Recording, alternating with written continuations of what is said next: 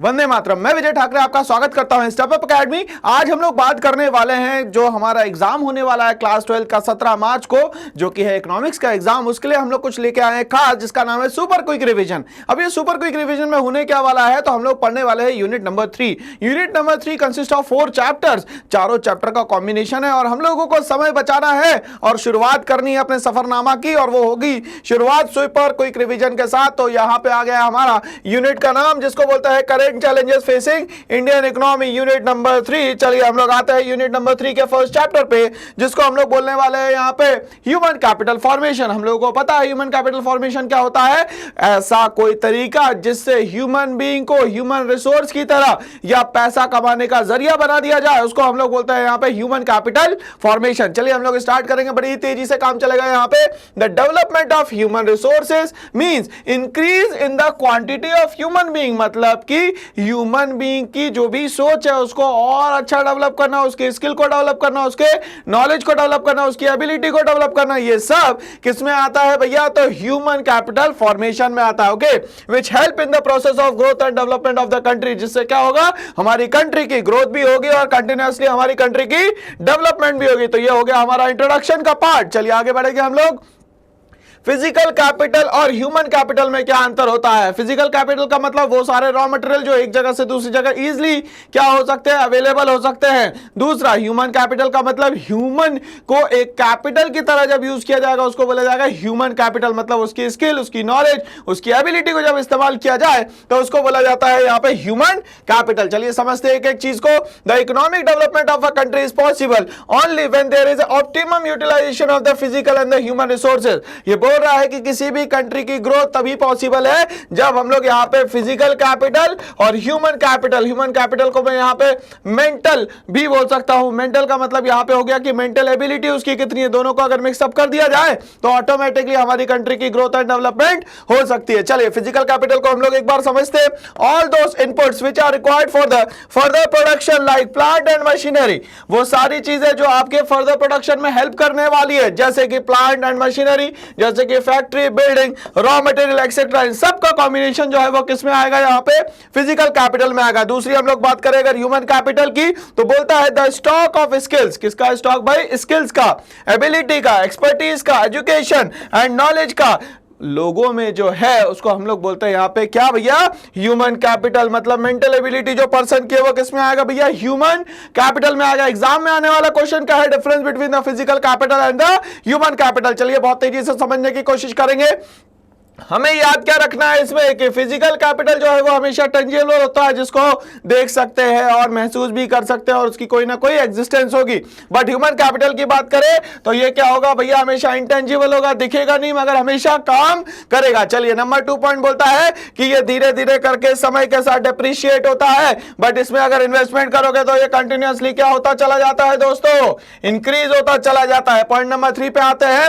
ये बहुत easily mobile होता है एक कंट्री से दूसरी कंट्री में, बट ये ह्यूमन बीइंग से हटके काम नहीं कर सकता, इसीलिए ये हमेशा लेस मोबाइल होता है। ये बात याद रखनी है हम लोगों को। अगर फिजिकल कैपिटल में हम लोग बात करें तो ये बोलता है it can be separated from its owner, मतलब इसका जो मालिक है उससे ये क्या हो सकता है, सेपरेट हो सकता है। बट अगर ह्यूमन कैपिटल में हम लोग बात करें तो ये सेपरेट करना बड़ा ही मुश्किल है, मतलब इंसान से उसके दिमाग को निकाल के अलग से इस्तेमाल किया जाए ये पॉसिबल नहीं है। तो ये डिफरेंस बिटवीन हो गया हमारा कौन सा भाई, physical capital and the human capital. चलिए आगे बढ़ेंगे इसी के साथ। Meaning of human capital formation, exam में लिखना क्या है अगर ये 2 मार्क्स का क्वेश्चन आता है तो ये बोलता है it refers to the development of abilities and skills. क्या बोल रहा है सर जी, डेवलपमेंट करना है एबिलिटीज का और स्किल्स का among the population of the country. किसके बीच में करना है, तो कंट्री के पॉपुलेशन के बीच में करना है। It is also associated with the investment in the human, और क्या करना है, ह्यूमन में पैसा लगाना है, मतलब उसकी स्किल को डेवलप करने के लिए, नॉलेज को डेवलप करने के लिए उस पर क्या करना पड़ेगा,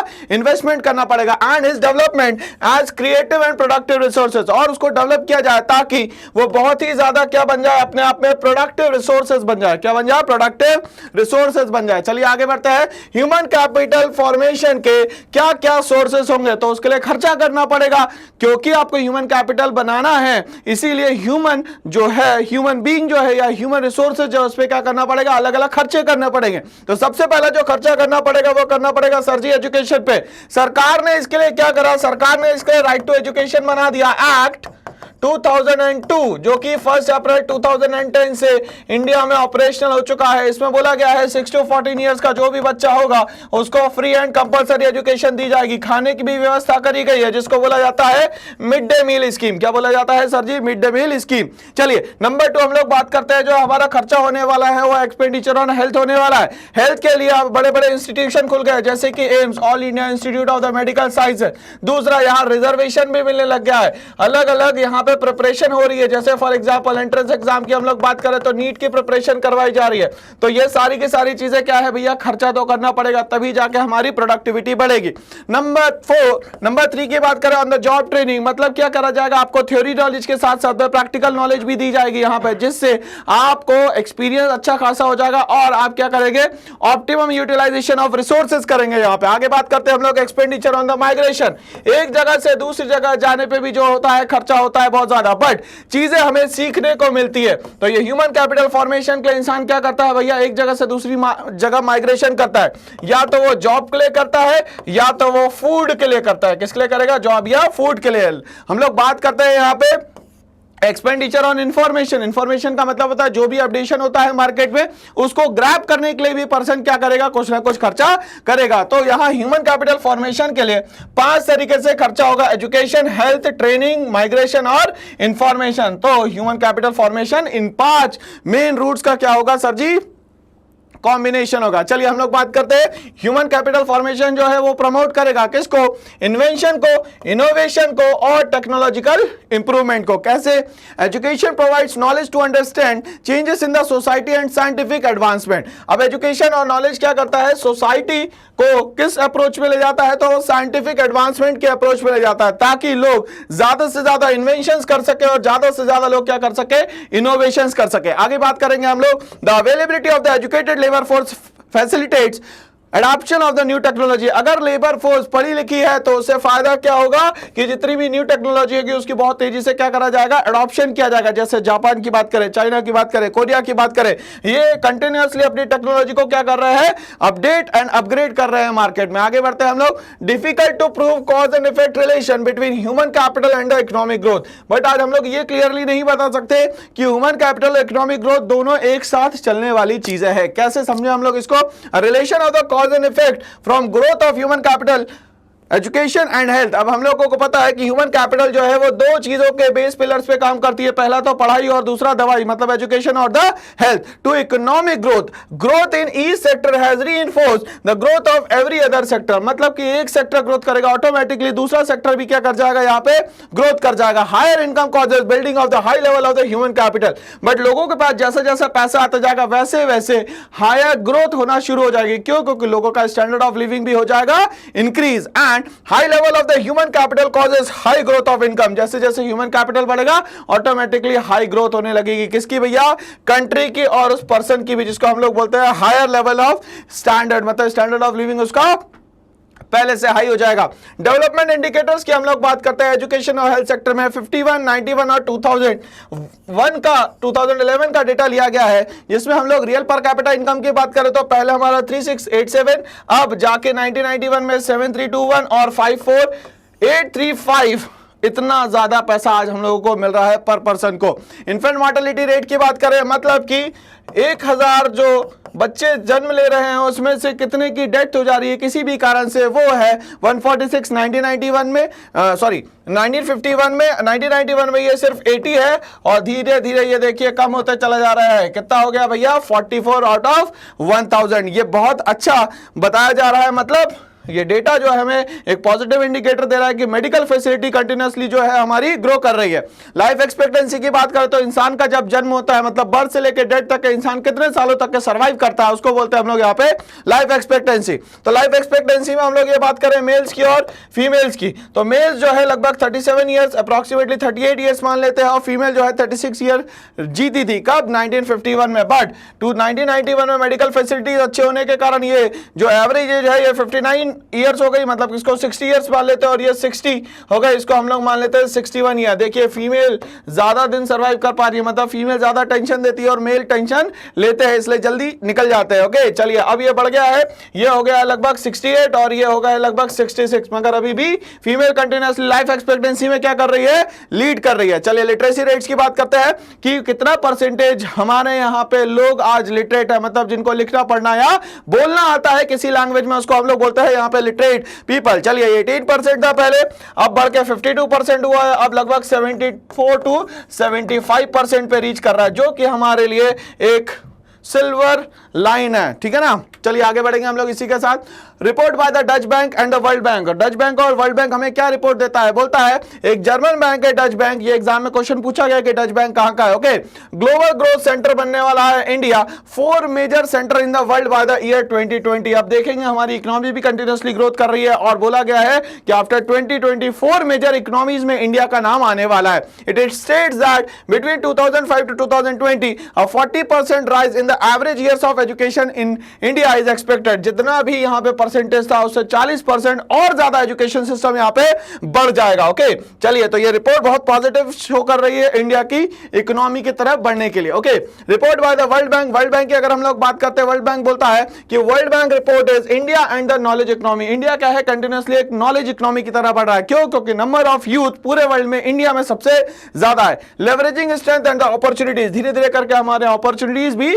बढ़ती चली जा रही है। Transition change over the knowledge economy is used as Ireland and per capita income increases over. अगर आयरलैंड की हम लोग बात करें, वहां पे भी यही हुआ, धीरे धीरे करके उनकी ग्रोथ हुई और जहां पे उनको पहले यूएस डॉलर 1000 मिलता था 2002 में, ये बढ़ के $3000 हो जाता है 20 में। इंडिया के साथ भी ऐसे, India has a larger number of skilled labour, well functioning democracy and diversified science and the technology. हर चीज में हम लोग अब धीरे धीरे करके परफेक्शनिस्ट बनते चले जा रहे हैं। Trained and educated population can become an asset in accelerating the economic growth and ensuring social change in the desired direction। और ये कहा जा रहा है यहाँ पे कि ट्रेंड और एजुकेटेड पॉपुलेशन होगी हमारे, तो हमारा जो डिजायर्ड डायरेक्शन होगा उसमें हम लोग बहुत तेजी से एक्सेलरेट कर पाएंगे और सारी चीजें हम लोग विद इन टाइम लिमिट जो है वो अचीव कर सकते हैं। यहाँ पे आगे बढ़ेंगे हम लोग इसी के साथ। Importance of the role of the human capital formation, क्या क्या इंपॉर्टेंस है इसके, तो effective use of the physical capital. Human capital formation अच्छा है तो हम लोग रिसोर्सेज जो है, जो रॉ मटेरियल है, उसका पॉजिटिवली हम लोग यूज कर सकते हैं।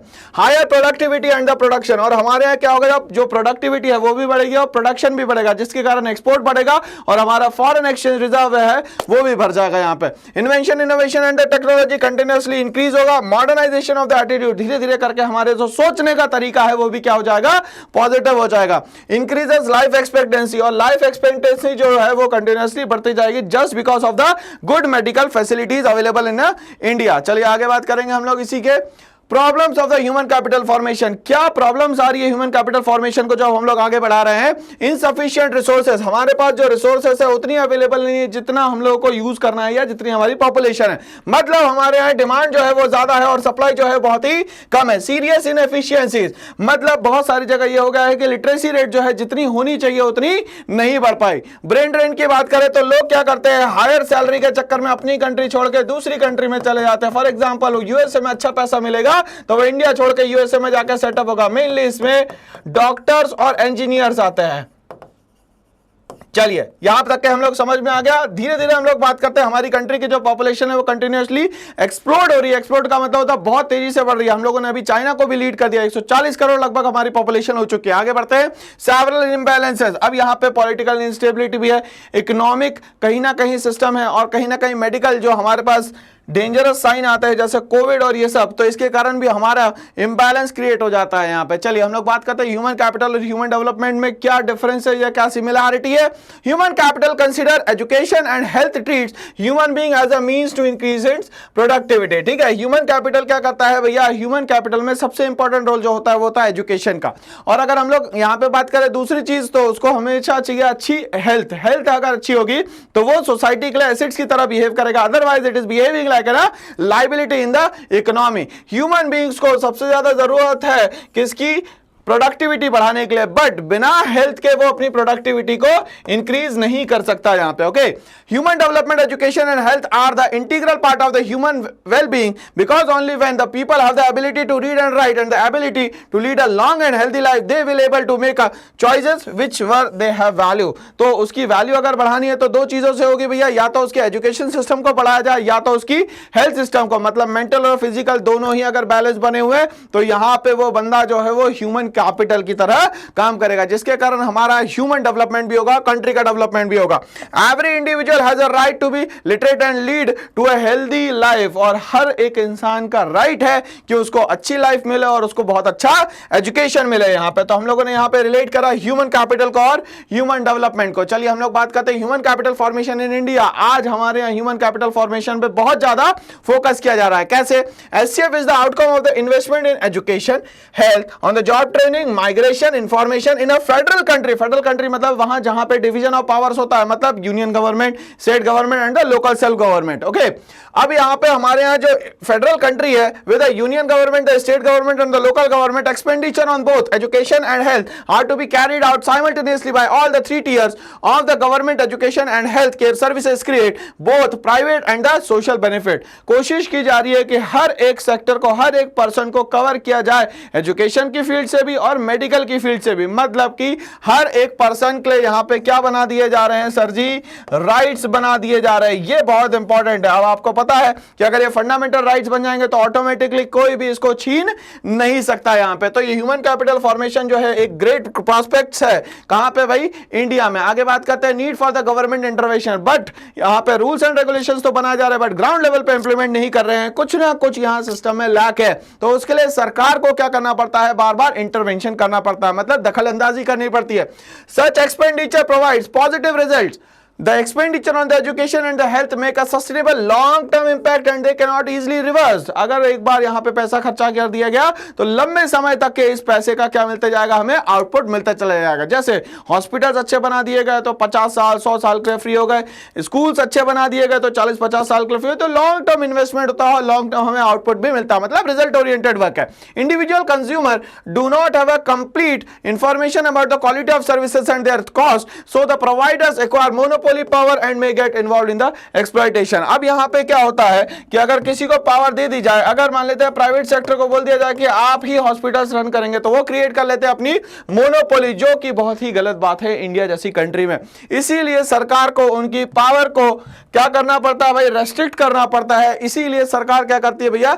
इंटरवेंशन करती है, मतलब दखल अंदाजी करती है। चलिए रेगुलेटरी अथॉरिटी की बात करें हम लोग, कुछ एजेंसीज की बात करेंगे जो कि पूरा सिस्टम संभालने का काम करती है। जैसे एजुकेशन सेक्टर में हम लोग बात करें एनसीईआरटी, जो कि करिकुलम देखता है पूरा फर्स्ट से लेकर 12th तक के। ओके, इसमें क्या क्या सिलेबस होना है, कितना सब्जेक्ट देना है, कितने टॉपिक्स देना है, ये सब एनसीईआरटी डिसाइड करेगा, national council of education research and training. Number 2 हम लोग बात कर रहे हैं यूजीसी, यूनिवर्सिटी ग्रांट कमीशन। तो जितने भी यूजी प्रोग्राम होते हैं, मतलब आफ्टर 12th जो भी प्रोग्राम बनता है वो यूजीसी के अंदर बनता है, जो कि 1956 में बनाया गया था। एआईसीटी, जितना भी टेक्निकल एजुकेशन सिस्टम होता है वो एआईसीटी के अंदर आता है, the all India council of the technical education regulate the education sector. Health sector की बात करें तो सब कुछ किसके अंडर में आता है? ICMR, Indian council for medical research, regulate the health sector. तो ये हमें कुछ 4 एजेंसीज याद करनी, जिसमें एनसीईआरटी, यूजीसी, एआईसीटी और आईसीएमआर आता है। चलिए आगे बात करेंगे हम लोग बेसिक एजुकेशन हेल्थ केयर, हमारा फंडामेंटल राइट बन गया है, तो इसको कोई भी छीन नहीं सकता। अगर कोई छीनने की कोशिश करेगा तो हम लोग डायरेक्टली कहां जा सकते हैं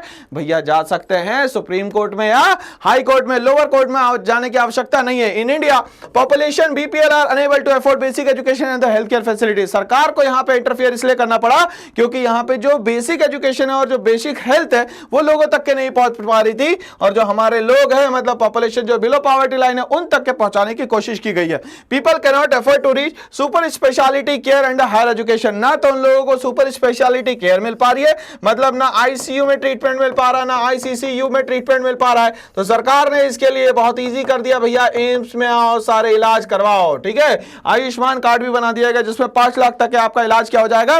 फ्री हो जाएगा। हायर एजुकेशन की भी बात करेगी सरकार, कंटिन्यूअसली बच्चों को क्या दे रही है? स्कॉलरशिप दे रही है। When basic education and health considered as a right of the citizen as a free of cost for deserving citizen and those from the socially oppressed classes, और वो जो किसी कारण से सोसाइटी में पीछे जा चुके हैं, अदर बैकवर्ड क्लासेस के अलावा भी जो डिप्रेस्ड क्लासेस है उन तक के भी सारी सुविधाएं पहुंचाई जा रही है। रिमोट एरिया, आइसोलेटेड एरिया को भी इस पे कवर किया गया है। एजुकेशन सेक्टर की अभी हम लोग बात करेंगे, यहां पे इंडिया में क्या स्थिति है। Growth in government expenditure on the education as a percentage of total expenditure increase in the 1950 to 2002 from 7.9 to 13%। मतलब जस्ट अगर हम लोग देखें तो 7% का डबल खर्चा आज जो है हमारे एजुकेशन सेक्टर पे किया जा रहा है। As a percentage of GDP की हम लोग बात करें तो 0.64 से आज हम लोग 4% पे पहुंच गए। बट अभी कहा जा रहा है कि इस पे खर्चा जो है लगभग 6% तक के हमें करना चाहिए, बट अभी हम लोग इस एम को अचीव नहीं कर पाए। ओके, चलिए आगे बात करते हैं। Important point about the government expenditure, सरकार का खर्चा कहां पे हो रहा है। तो government spend more on the elementary education, मतलब बेसिक एजुकेशन जो होती है 6 to 14 ईयर्स की, इस पे सरकार सबसे ज्यादा क्या कर रही है दोस्तों, खर्चा कर रही है। Expenditure on the tertiary education is important. Trained teacher, मतलब यहां पे क्या करा जा रहा है, कंटिन्यूअसली टीचरों को ट्रेंड किया जा रहा है ताकि वो best to best education system दे सके। Trained teacher are important in the higher education institution. Lakshadweep की हम लोग बात करें तो एक बच्चे पे जो एवरेज खर्चा हो रहा है 3,440 हो रहा है, बट अगर हम लोग बात करें कि 386 रुपए 386 मतलब 386 रुपीज सिर्फ खर्च कहां पे हो रहा है,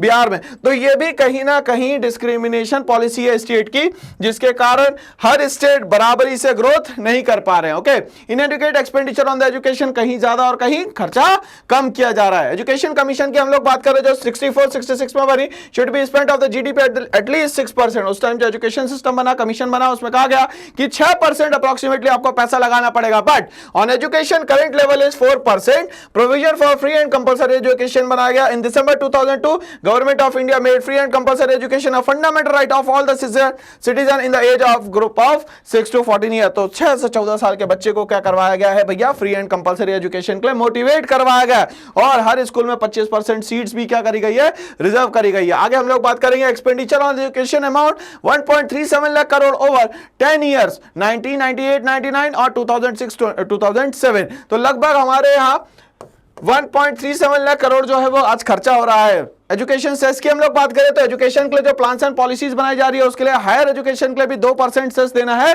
किसको भैया, यूनियन टैक्सेस के साथ में। The government estimate to get revenue of 4,000 to 5,000 crore and the entire amount was allocated for the spending on the elementary education. और 4,000-5,000 करोड़ लगभग सिर्फ और सिर्फ किस पे लगा दिया जा रहा है, एलिमेंट्री एजुकेशन पे लगा दिया जा रहा है। Government sanction promotion of the higher education and new loan scheme to pursue higher education. तो यहां पे बोला जा रहा है कि हम बच्चों को एजुकेशन लोन देने के लिए भी तैयार है, और जब उनकी जॉब लगेगी तब वो पैसा यहां पे चुका बिना इंटरेस्ट के। इससे भी काफी अच्छा फायदा हुआ है जो ऑपरेट क्लासेस होती थे उनके लिए। एजुकेशनल अचीवमेंट इन इंडिया, अगर हम लोग आज की बात करें इंडिया ने क्या अचीव करा, तो ये बोलता है एडल्ट लिटरेसी रेट की बात करें, the ratio of the literate adult population to the total adult population in a country में 61% इन 1990 टू 68% इन 2000। देखिए 61% से आज हम लोग कहां है भैया, 68% पे। फीमेल लिटरेसी रेट की बात करें तो 37% 1990 में था, और 45% जो है आज क्या है भैया, हमारा एडल्ट लिटरेसी रेट है। आगे बात करेंगे हम लोग प्राइमरी कंप्लीशन रेट की। It is the percentage of the student completing the last year of primary school. तो प्राइमरी स्कूल पास करने वाले जितने बच्चे होते हैं उनको कहा जाता है प्राइमरी कंप्लीशन रेट। मेल की बात करें तो ये 78% है, 1990 में 85% हुआ 2000 में। फीमेल की बात करें तो 61%, और 1990 में कितना था भैया, 69%, और अभी 2000 में कितना हो गया है, 69%। तो 61 से 69% की क्या हुई है, ग्रोथ हुई है। चलिए ये इंपॉर्टेंट डेटा है हमारे लिए।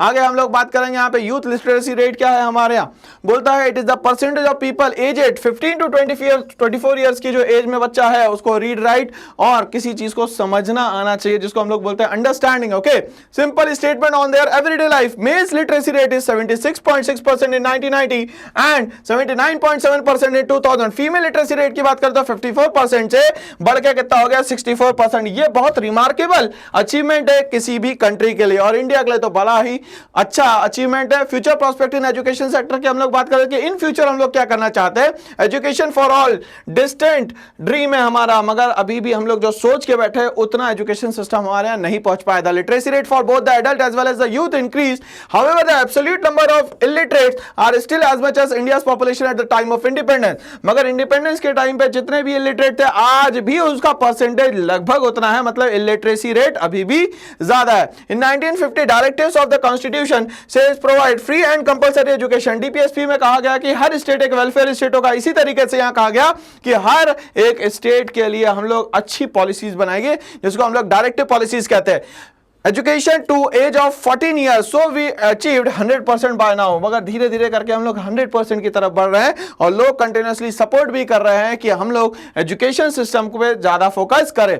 Gender equity better than before, but पहले क्या हुआ करता था, डिस्क्रिमिनेशन हुआ करता था मेल और फीमेल में, बट आजकल दोनों ही चीजें क्या है, बराबर है। क्यों? क्योंकि no bird can fly with a single wing, इसीलिए सोसाइटी में मेल फीमेल का दोनों का बराबर होना जरूरी है। To improve economic independence and social status of the women, दूसरा women education makes a favourable impact on the fertility rate and the health care of the women. अब हम लोग यहां पे एक वर्ड यूज करते हैं, वुमेन एम्पावरमेंट, महिला सशक्तिकरण, मतलब उसको पढ़ाया लिखा जाए और उसको काम करने लायक बनाया जाए, मतलब कि वो अपने पैरों पे खड़े हो सके ताकि वो बेस्ट टू बेस्ट डिसीजन यहां पे ले सके। आगे बात करते हैं हम लोग हायर एजुकेशन फ्यू टेकर्स, मगर हायर एजुकेशन तक पहुंचने वाले बहुत ही कम लोग हैं, lesser number of people reaching the higher education. NSSO का जो डेटा है, in 2000 the unemployment rate of the educated youth secondary sector and above was 7.1% and unemployment of the people with up to the primary education was only 1.2%। ठीक है, तो 1.2% बचा है बस। The government needs to be increase allocation for the higher education and also improve the standard of higher education institution so that students are imparted employable skill in such institution। मतलब यहाँ पे theory के साथ practical भी सिखाया जाए यहाँ पे लोगों को, ताकि यहाँ पे ग्रोथ एंड डेवलपमेंट जो है कंटिन्यूअसली यूथ की हो सके।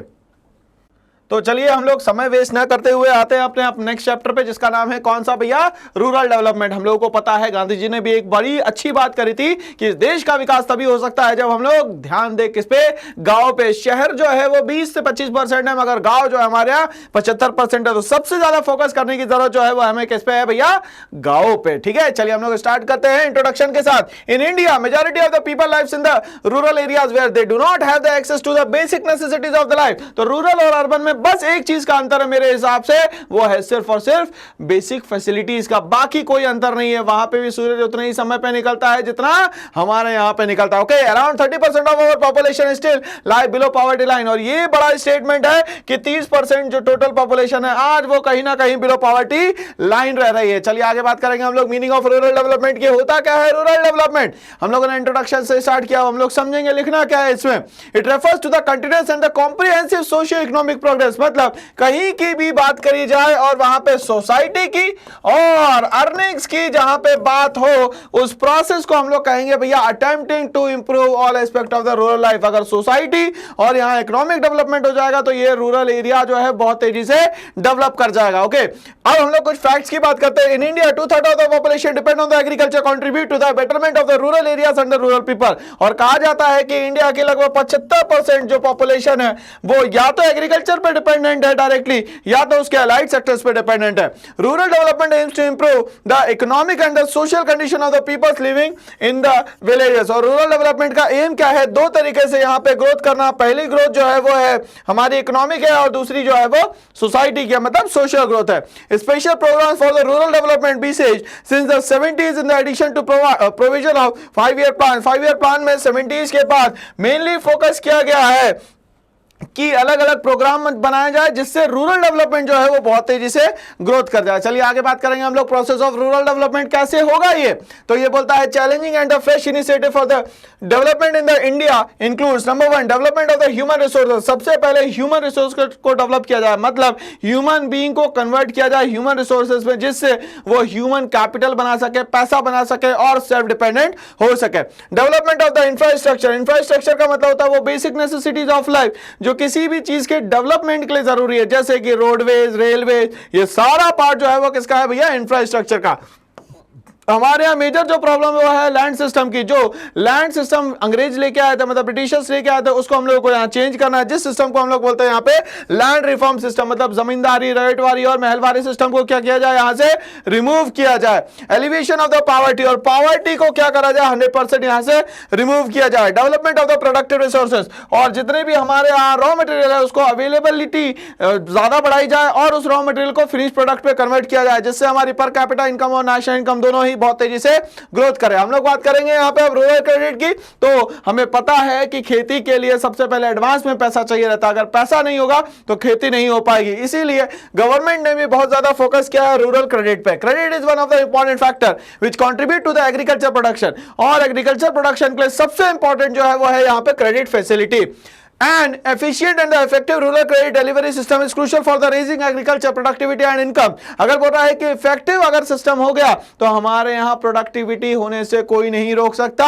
Credit needs of the farmer can be examined on the basis of the time and purpose, but यहाँ बहुत ज्यादा क्लियर होना जरूरी है कि किस टाइम पे उसको पैसा चाहिए और उस टाइम पे जो पैसा चाहिए उसका पर्पस क्या है। यहाँ पे रूरल क्रेडिट में दो ही चीज इंपॉर्टेंट हो गई, एक तो टाइम और दूसरा purpose. Sources of rural credit की हम लोग बात कर देंगे। The post green revolution period मतलब 1966 और 67 के पहले अगर हम लोग बात करें, the requirement of the agriculture credit had also increased in the recent year. Farmers can raise loan by the two sources. यहां कहा गया है कि फार्मर जो है लोन को दो तरीके से बढ़ा सकता है। पहला जो तरीका है नॉन इंस्टीट्यूशनल सोर्सेज, जो कि गवर्नमेंट के प्रोटोकॉल को फॉलो नहीं करते, इंस्टीट्यूशनल सोर्सेज जो कि 100% गवर्नमेंट के अकॉर्डिंग काम करते हैं, जिसको हम लोग पब्लिक सेक्टर अंडरटेकिंग बोल सकते हैं भाई। यहां पे तो सरकार के अंडर में काम करने वाले जितने भी सरकारी बैंक है वो सारे के सारे सोर्स बनेंगे किसके, गांव में जितने भी लोग रह रहे हैं उनके खेती के लिए। नॉन इंस्टीट्यूशनल सोर्सेज की हम लोग बात करें इंडिया में तो सबसे पहले होगा मनी लेंडर्स, साहूकार लोग जो कि ज्यादा इंटरेस्ट पे क्या दिया करते थे, पैसा दिया करते थे।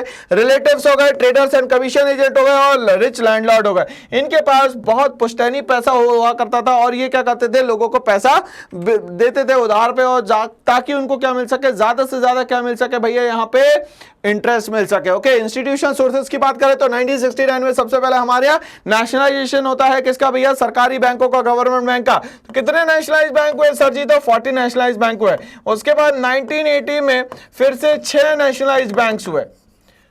ओके, आगे बात करते हैं हम लोग यहाँ पे 1969 major change occurred when the India adopted the institutional credit approach through various agencies. अलग अलग तरीके से हम लोगों ने यहाँ पे लोगों तक के पैसा पहुंचाने का पूरा का पूरा प्रयास किया। This institution provide credit at a cheaper rate, और यहाँ पे क्या बोला गया, जो साहूकार लोग क्या करते थे उसको अलग हटा के सरकार बीच में आती है और लोगों को बहुत सस्ते रेट्स पे क्या करती है, लोन देती है। And assist farmer for raising their agriculture productivity and maximising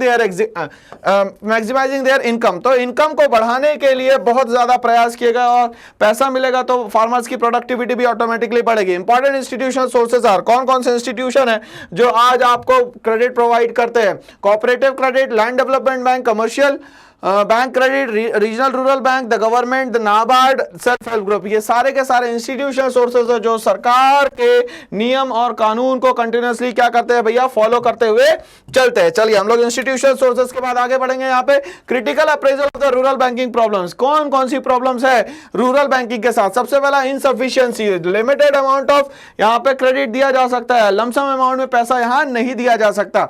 volume of credit still insufficient, बहुत ही कम पैसा मिलता है किसानों को देने के लिए।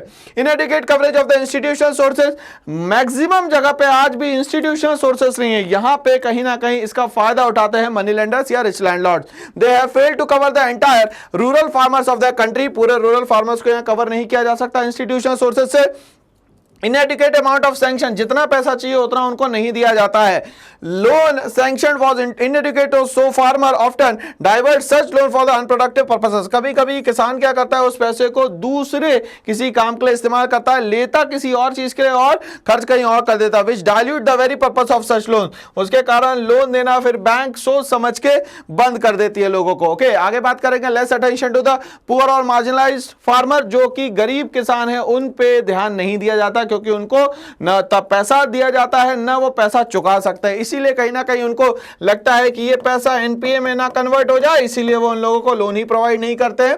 Well to do farmers getting more attention due to better credit worthiness, उनकी क्रेडिट वर्दिनेस ज्यादा होती है इसलिए उनको लोन बहुत जल्दी मिल जाता है। ग्रोइंग ओवरड्यू की बात करें हम लोग, due to poor repaying capacity of the farmer, loan defaulter case chronically high. और ये क्या बोल रहा है भैया, धीरे धीरे करके लोन डिफॉल्टर जो है यहां कंटिन्यूअसली ग्रो करते चले जा रहे हैं। आगे बात करेंगे हम लोग टू इंप्रूव द सिचुएशन, अब जो कंडीशंस है उसको क्या करना है हम लोग को यहाँ पे बहुत तेजी से इंप्रूव करना है। Bank need build up relation bank with the borrower, तो क्या कर रहे हैं यहाँ पे एक बंदे को बिठाया जाता है जिसको बोलता जाता है कि भैया आप आइए और क्या करें भाई, लोगों से संपर्क करें। ठीक है, तो अब वो बैठेगा और क्या करेगा, वो बिजनेस बढ़ाएगा अपने बैंक का। ठीक है, या तो हम लोग इसको बोल सकते हैं बिजनेस रिलेशनशिप ऑफिसर। ठीक है, farmers encourage to inculcate the habit of thrift, saving and efficient utilisation of resources. उसको मोरल सुएशन में समझाया जाएगा कि आप पैसा खर्चा ना करें, पैसा बहुत बचा के चले। तनवा की हम लोग बात करते हैं, तमिलनाडु वुमेन इन एग्रीकल्चर, वहां वुमेन्स को क्या करा गया भैया, एग्रीकल्चर सिस्टम के लिए ट्रेन किया गया, इसको बोला जाता है तनवा। ये एग्जाम में क्वेश्चन बनता है। Project initiated to train women in latest agriculture techniques, womens are forming farm womens group which functions like SHG. और ये किस तरीके से काम करता है तनवा, एक एसएचजी सेल्फ हेल्प ग्रुप की तरह। एग्रीकल्चर मार्केट सिस्टम की हम बात करते हैं तो एक प्रोसेस होता है which involves assembling, storage, processing, transportation, packaging, grading and distribution of different agriculture commodities. तो पूरी कमोडिटीज को एक सिस्टम से ले जाना कहलाता है agriculture marketing system across the country. चलिए आगे बात करेंगे, problem face by the farmers. क्या क्या प्रॉब्लम फेस करनी पड़ रही है आज फार्मर्स को? मैनिपुलेशन बाय बिग ट्रेडर्स, कहीं ना कहीं बड़े व्यापारी जो होते हैं छोटे व्यापारी को क्या करते हैं, उनके हिसाब से पैसा नहीं देते, जिसके कारण छोटा जो ट्रेडर होता है धीरे धीरे करके मार्केट से आउट हो जाता है। Lack of market information, market information ना होने के कारण सस्ती चीजों को बेच देता है वो, मतलब रेट ना मालूम होने के कारण सस्ते में बेच देता है। लैक ऑफ स्टोरेज, कहीं ना कहीं यहां पे उसके पास सामान रखने के लिए भी जगह नहीं होती, इसलिए उसको सस्ते में क्या करना पड़ता है, बेचना पड़ जाता है। चलिए आगे बात करेंगे, measures to improve the agriculture marketing system. किस तरीके से एग्रीकल्चर मार्केटिंग सिस्टम को यहां चेंज किया जाएगा?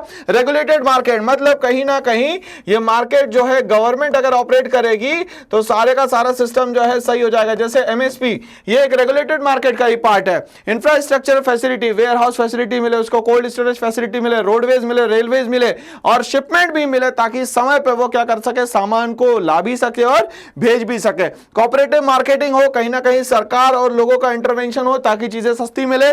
डिफरेंट पॉलिसी इंस्ट्रूमेंट, अलग अलग पॉलिसी इंस्ट्रूमेंट गवर्नमेंट स्टार्ट करती है। पहला मिनिमम सपोर्ट प्राइस देती है, मतलब एडवांस में बता देती है कि आपको इतना पैसा इस पर्टिकुलर क्रॉप पे मिलने वाला होता है। इससे किसान जो है वो रिस्क लेने को तैयार हो जाता है। Maintenance of the buffer stock, अगर सरप्लस प्रोडक्शन हो जाता है तो इसको स्टोर किया जाता है, जिसको हम लोग कहते हैं यहाँ पे buffer stock, maintained by the FCI. कौन इसको मेंटेन करता है भैया? एफसीआई। चलिए बफर स्टॉक को एक बार समझते हैं। It is created in the years of the surplus production and is used during the shortages. और जब सरप्लस प्रोडक्शन होगा इसको स्टोर कर लिया जाएगा और जब शॉर्टेज होगी तब क्या किया जाएगा? मदद किया जाएगा। जैसे हम लोग सीरिया की, तुर्की की ऐसे मदद कर रहे हैं, उसी तरीके से केरला में बाढ़ आई थी उनकी मदद करी थी। ये सब मदद करते हैं हम लोग एनडीआरएफ के through, national disaster relief fund के through. It helps to ensure regularly in the supply and the stability of the prices. इससे क्या होता है, सप्लाई बनी रहती है और प्राइसेस क्या होती है, स्टेबिलिटी में काम करती है। लोगों तक के सस्ता राशन पहुंचाने का जो तरीका था उसको बोलते हैं हम लोग पीडीएस, और इसको हम लोग दो पार्ट में डिवाइड करते हैं, टीपीडीएस,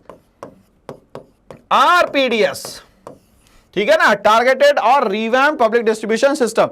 अब इसको ये जो पीडीएस सिस्टम है यहाँ पे कैसे लोगों तक पहुंचाया जाएगा सारा का सारा सामान, तो उसके लिए हम लोगों ने फेयर प्राइस शॉप्स या राशन शॉप्स को स्टार्ट किया गया। ठीक है, it offers essential commodity like the wheat, rice, kerosene etcetera at a price below the market price to the weaker section of the society. तो जनरली जो भी BPL, poverty line के नीचे आते हैं, बिलो पॉवर्टी लाइन के नीचे आते हैं, उन तक के सस्ता गेहूं, सस्ता राशन पहुंचाने का ये एक तरीका है। चलिए आगे बढ़ेंगे हम लोग, इसी के साथ बात करते हैं हम लोग इमर्जिंग अल्टरनेटिव मार्केटिंग। धीरे धीरे करके हम लोग क्या कर रहे हैं, अब दूसरी मार्केट्स भी डेवलप कर रहे हैं ताकि लोग जो भी प्रोड्यूस कर रहे हैं वो मार्केट में आके बिके।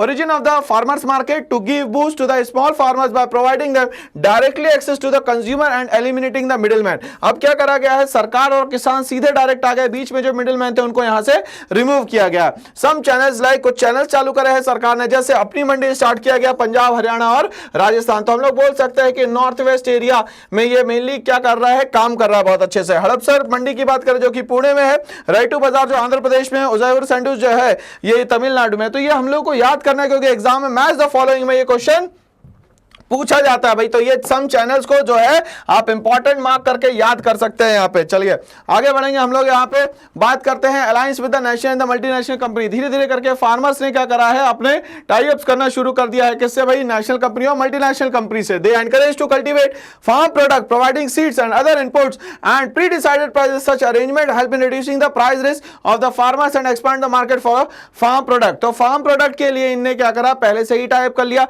उसके लिए सीड्स, फर्टिलाइजर सब कुछ प्रोवाइड करेंगे, आउटपुट में वो क्या कर लेंगे, शेयर कर लेंगे, जिससे फार्मर्स का भी फायदा है और किसका फायदा है भाई, जो कंपनी उसमें पैसा लगा रही है उसका भी फायदा है। धीरे धीरे करके लोग डाइवर्सिफाई हो रहे हैं एग्रीकल्चर से, मतलब एग्रीकल्चर के साथ में भी और कुछ करना चाह रहे हैं। इसको बोलते हैं हम लोग diversification of the agriculture activities. Reason for diversification is greater risk in depending the exclusively on farming for livelihood and productive sustainable livelihood option to the rural people. धीरे धीरे करके उनको लगा कि एग्रीकल्चर में रिस्क ज्यादा है तो उन्होंने एलाइड सेक्टर्स में भी काम करना शुरू कर दिया, जिसको बोलते हैं डाइवर्सिफिकेशन। बेनिफिट्स ऑफ डाइवर्सिफिकेशन, क्या फायदे हुए, employment activities are concentrated in kharif season and the rabi season. हमें पता है कि खरीफ सीजन कब आता है भैया, तो जून जुलाई से आता है अक्टूबर नवंबर तक के, और ये कब आता है भैया, नवंबर में आता है, तो ये कब तक के चलता है, मार्च तक के चलता है। इसके बीच में लोग खाली बैठे रहते हैं, करे क्या, तो उन लोगों ने डाइवर्सिफिकेशन स्टार्ट कर दिया। It become difficult gainful employment in the areas where the uneducated irrigation facility, but जहां पे इरिगेशन फैसिलिटी नहीं है वहां पे राबी सीजन की फसल तो नहीं हो पाएगी, तो उनको कुछ ना कुछ तो करना पड़ेगा लाइवलीहुड के लिए।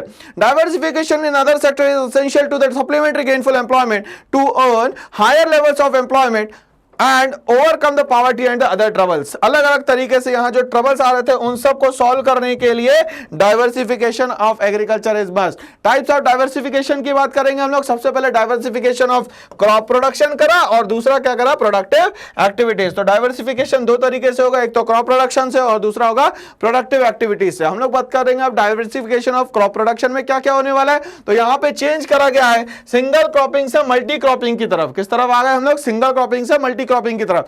Pattern shift from the food grain to the cash crop. धीरे धीरे करके हम लोगों ने फूड ग्रेन से क्या कर दिया, जो हमारा एग्रीकल्चर होता था उसको कैश क्रॉप में हम लोगों ने यूज करा, जिससे हमारे पास पैसा ज्यादा आने लगा। कैश क्रॉप में क्या आएगा भैया, कॉटन आ सकता है, जूट आ सकता है, ये सब किस में आएगा भैया, कैश क्रॉप्स में आएगा। Okay, from subsistence farming to the commercial farming. पहले हम लोग खुद के लिए काम करते थे, अब हम लोग एक्स्ट्रा प्रोड्यूस करके दूसरों को भी बेचते हैं। Prime important given to the cereals in the cropping system. क्यों, क्योंकि वो लॉन्ग ड्यूरेबिलिटी के साथ में काम कर सकते हैं इन सीरियल्स के साथ, इसलिए हम लोग उस पर भी ज्यादा फोकस कर रहे हैं। मल्टी क्रॉपिंग सिस्टम स्टार्ट करा गया, engage in the growing a wide variety of crops, it will raise the income. ठीक है, तो क्या करेगा भैया, ये फार्मर्स की इनकम बढ़ाएगा कंटिन्यूअसली। बात करेंगे हम लोग diversification of the productive activities की, जिसमें बोलता है a major proportion of the increasing labour force needs to find alternative employment opportunity in the other farm sector. Farming के अलावा भी बहुत सारे सोर्स ऑफ इनकम है जो फार्म के साथ में किए जा सकते हैं। Sustainable livelihood and would raise the level of income. और ये बोल रहा है सस्टेनेबल मतलब अपने लिए तो आप काम ही कर रहे हैं, मगर लॉन्ग लास्टिंग अगर आपको पैसा कमाना है तो आपको अदर सेक्टर्स पे भी क्या करना पड़ेगा, फोकस करना पड़ेगा। The dynamic sub sectors include agro processing industry, for example honey industry, pickle industry, food processing industry, leather industry, ये सब जो है डाइवर्सिफिकेशन मतलब प्रोडक्टिव एक्टिविटीज में एड ऑन किए गए। दो sector which have a potential but seriously lack of infrastructure, वो सारे एरिया जहां पोटेंशियल तो है मगर कहीं ना कहीं इंफ्रास्ट्रक्चर फैसिलिटी नहीं हुआ करती थी। And other support include traditional household based industry like the pottery, craft, handlooms. अब धीरे धीरे करके जो ब्रिटिशर्स ने हमारे हैम्पर्ड करी थी इकोनॉमी, उस इकोनॉमी को दोबारा रीग्रो करवाया गया है मार्केट में। चलिए बात करें हम लोग non farm areas of the employment की। तो non farm areas of the employment में आता है animal husbandry and the livestock, dairying, fishering, horticulture और इंफॉर्मेशन टेक्नोलॉजी। तो ये सारी चीजें हैं जो नॉन फार्म सेक्टर्स में काम कर रही है। कंटिन्यूअसली बहुत सारे लोगों की लाइवलीहुड जो है आज इसी पे डिपेंडेंट है। तो भैया इसी के साथ हमारा ये जो टॉपिक है वो बहुत शानदार तरीके से क्या होता है भैया, खत्म होता है। अब हम लोग क्या करेंगे भैया, इसको कंटिन्यू करेंगे। चलिए नेक्स्ट टॉपिक पे हम लोग आते हैं, जिसको हम लोग बोलते हैं यहाँ पे एम्प्लॉयमेंट। एम्प्लॉयमेंट का मतलब क्या होता है भैया, रोजगार मिलना। क्या मिलना, रोजगार मिलना। चलिए समझते हैं। Employment is engaging people in economic activity. किसमें इन्वॉल्व होना है भैया, तो इकोनॉमिक एक्टिविटी में, जिससे हमारे पास क्या आएगा भैया, पैसा आएगा। तो इकोनॉमिक एक्टिविटी का मतलब वो सारे काम जिसको करने के बदले में हमें क्या मिलेगा, यहाँ पे पैसा मिलेगा। Human activities as we know are categorized as economic and the non economic activity. Human activity को दो पार्ट में डिवाइड किया गया, एक तो पैसा आने वाला और दूसरा जिससे पैसा नहीं आएगा तो क्या आएगा, सेटिस्फैक्शन आएगा। Economic activities are classified as business, employment and profession. अब यहाँ पे बोलता है कि बहुत सारे तरीके हैं पैसे कमाने के, जैसे ब्रेन ड्रेन, एम्प्लॉयमेंट और अनएम्प्लॉयमेंट। इस टॉपिक्स पे भी हम लोग अभी बात करेंगे। ओके, मेजरमेंट ऑफ अनएम्प्लॉयमेंट, कैसे आप मेजर करते हैं कि ये अनएम्प्लॉयमेंट है। Okay, it is the ratio between the unemployment and the total labour force. जो भी टोटल लेबर फोर्स है उसमें से कितने लोग आज काम ढूंढ रहे हैं मगर काम नहीं मिल रहा, उसको बोलते हैं हम लोग unemployment. Which determines the rate of the unemployment. The term labour force is the total of the employed and the unemployed person. Labour force का मतलब क्या होता है, सम total of all the labours available in the market, वो हो सकता है employed हो या वो हो सकता है अनएम्प्लॉयड हो। तो टोटल लेबर फोर्स में से जिनको नौकरी नहीं मिल रही वो होगा क्या, अनएम्प्लॉयड। चलिए बात करेंगे factor responsible for the inter state variation in the rate of unemployment. अलग अलग स्टेट में अलग अलग तरीके से अनएम्प्लॉयमेंट है, उसका क्या कारण है। पहला, the ratio of the agriculture worker to the cultivator was high. ठीक है, बोल रहा है कि एग्रीकल्चर वर्कर ज्यादा है, कल्टीवेटर कम है, मतलब मालिक कम है और नौकर ज्यादा है। नौकर ज्यादा है तो वर्कर ज्यादा होंगे तो पैसा कम आएगा भाई लोगों के पास, लोग भी ज्यादा है वहां पे, जिसमें एक अनएम्प्लॉयमेंट बहुत फेमस है जिसको हम लोग बोलते हैं disguised unemployment. The labour force participation rate among womens was high. Women ज्यादा है, क्यों, क्योंकि वो एक जगह से दूसरी जगह माइग्रेट नहीं कर पाती, वो मिनिमम वेजेस पे उनको क्या करना पड़ता है, यहाँ पे काम करना पड़ता है। High rate of the urbanization, धीरे धीरे करके रूरल एरियाज से लोग स्विच करके किधर जा रहे हैं, अर्बन एरियाज है, जिसके कारण हैवी डेंसिटी होती जा रही है किसमें, अर्बन एरियाज में, और गांव जो है धीरे धीरे करके खाली होते चले जा रहे हैं। लो इंडस्ट्रियल डेवलपमेंट, इंडस्ट्रियल डेवलपमेंट धीरे धीरे करके क्या होता जा रहा है, कम होता चला जा रहा है। Wide spread of the high school and university education, but यहाँ पे हायर एजुकेशन पे बहुत ज्यादा ध्यान दिया जा रहा है, बट जो बेसिक एलिमेंट्री एजुकेशन है उस पर बहुत कम ध्यान दिया जा रहा है। अंडर एम्प्लॉयमेंट की बात करें, जब एक person does not get a full time work, अगर मान लेते हैं उसको 8 घंटे की जगह सिर्फ 2 घंटे का काम मिले और 6 घंटे वो खाली बढ़ जाए, तो उसको बोलेंगे हम लोग under employment, it is called as the under employment. चलिए आगे बात करेंगे, कौन सा सेक्शन जो है बहुत ज्यादा वर्स्ट अफेक्टेड है। Under employment is the highest among those section of the working force who are self employed. Under employment कहां बहुत ज्यादा मिलेगा आपको, जहां पे सेल्फ एम्प्लॉयमेंट है। Who have a casual wage employment, सुबह से शाम तक के काम करो, पैसा लो और जाओ, कोई भी परमानेंसी नहीं होगी जिस काम में। Incidence of the under employment is the highest in agriculture and the allied activities. और कहां ज्यादा देखने को मिलेगा भैया, या तो एग्रीकल्चर में या उसके अलाइड सेक्टर में। Under employment is in agriculture and its allied sector was 36.3%। 140 crore का अगर 40% निकाले तो ये आज कहीं ना कहीं अंडर एम्प्लॉयमेंट की कंडीशन में है। Importance of the raising labour productivity, अब क्या करना है हमें, तो लेबर प्रोडक्टिविटी को कंटिन्यूअसली इंक्रीज करना है to solve the problem of the unemployment, to increase the national and the per capita income. Unemployment की प्रॉब्लम को सबसे पहले सॉल्व किया जाए, दूसरा नेशनल पर कैपिटा इनकम को यहां पे बढ़ाया जाए, स्टैंडर्ड ऑफ लिविंग को बढ़ाया जाए। बट ये कब होगा, जब लोगों के पास क्या होगा सर जी, पैसा आएगा, तभी तो स्टैंडर्ड ऑफ लिविंग बढ़ाओगे। To increase rate of the capital formation and the growth rate, धीरे धीरे करके कैपिटल फॉर्मेशन किया जाए, मतलब इंसान को इस लायक बनाया जाए कि वो पैसा कमा सके, और कंट्रीज की भी धीरे धीरे करके क्या करी जाए भैया, ग्रोथ रेट को बढ़ाया जाए। To have efficient use of the countries, मतलब कंट्री में जो भी रिसोर्सेज अवेलेबल है उन सब का बेटर यूटिलाइजेशन यहाँ पे किया जाए। टाइप्स ऑफ अनएम्प्लॉयमेंट की बात करते हैं, सबसे पहले हम लोग बात करते हैं सीजनल अनएम्प्लॉयमेंट। अब सीजनल अनएम्प्लॉयमेंट भैया हमारे पास 3 सीजन है, KRZ, एक गाड़ी आती थी जिसका नाम है भैया करिश्मा, ठीक है, तो ये खरीफ हो गया, ये राबी हो गया, ये जायद हो गया। खरीफ राबी तो हो जाते हैं मगर जायद नहीं होते, तो यहां के जब लगभग 2 से 4 महीने जो है लोगों के खाली होते हैं। अब इसमें क्या किया जाए, तो ये सीजनल अनएम्प्लॉयमेंट है जो कि सीजन्स के गैप के कारण क्रिएट होता है। किसके कारण होता है भैया, सीजन्स के गैप के कारण होता है। तो यहां पे अगर हम लोग बात करें तो ये जून जुलाई से स्टार्ट होता है, अक्टूबर से, और अक्टूबर तक के जाता है भैया ये मार्च तक के, तो इसको बोलते हैं हम लोग झूम, क्या बोलेंगे, झूम। जुलाई से अक्टूबर, अक्टूबर से क्या हो गया भैया ये मार्च तक के। Agriculture is a industry and India is an agriculture economy, seasonal unemployment exist in India. अब यहाँ पे सीजनल गैप होने के कारण जो अनएम्प्लॉयमेंट क्रिएट होता है उसको बोलते हैं हम लोग सीजनल अनएम्प्लॉयमेंट। कौन सा unemployment, seasonal unemployment. Major to reduce the incidence of the seasonal unemployment, अब अनएम्प्लॉयमेंट होता रहा है, इसको रिड्यूस कैसे किया जाए, कम कैसे किया जाए, तो भैया अल्टरनेट ढूंढना पड़ेगा हमें कुछ ना कुछ। Animal husbandry, dairy farming, horticulture, inland fish culture should be developed to provide the extra employment to the agriculture labour. तो एग्रीकल्चर लेबर के लिए ये सारे चीजें जिसको हम लोग एलाइड सेक्टर्स कहते हैं उसका ग्रो करना बहुत जरूरी है। पब्लिक वर्क प्रोग्राम स्टार्ट किया जाए, जैसे कि ड्रेनेज, मतलब इसको हम लोग सीधा सीधा जोड़े तो वहां सोसाइटी के इंफ्रास्ट्रक्चर के लिए जो भी चीजें जरूरी है वो सब वहां पे डेवलप की जाए। School, hospital, community building and the residential housing etcetera should be started in the rural areas. चलिए आगे बात करेंगे हम लोग स्मॉल स्केल इंडस्ट्री, जिसको हम लोगों ने देखा था, कर्वे कमेटी ने क्या किया था, रिकमेंडेशन किया था। Cottage industry should be encourage in the rural areas.